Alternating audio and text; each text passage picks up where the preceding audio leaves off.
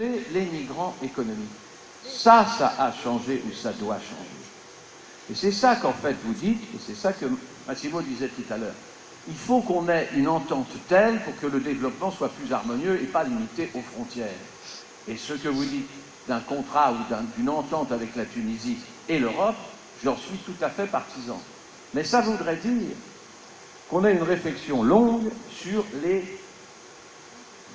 migrants, pas réfugiés, politiques. C'est fait. Migrants économiques, ceux qui fuient la misère, ceux qui n'ont pas de quoi nourrir leur famille. C'est ça qu'il faudrait faire. Et ça, c'est une tâche très difficile qu'il faut entamer. Il faut que ces 28 pays de l'Union européenne rayonnent d'une certaine façon sur leur environnement. Je ne dis pas qu'il faut prendre toute l'Afrique en cause, mais pourquoi pas, il faut en parler de telle façon que nous ayons une vision commune. C'est ça la mondialisation de mon point de vue.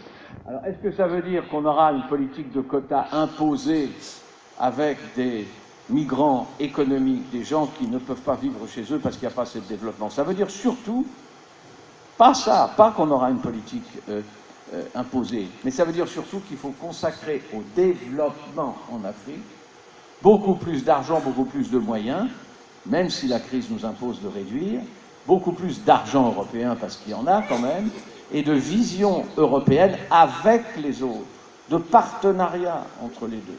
Ça, je pense que ça n'ira peut-être pas jusqu'à... Si on ne se pose pas la question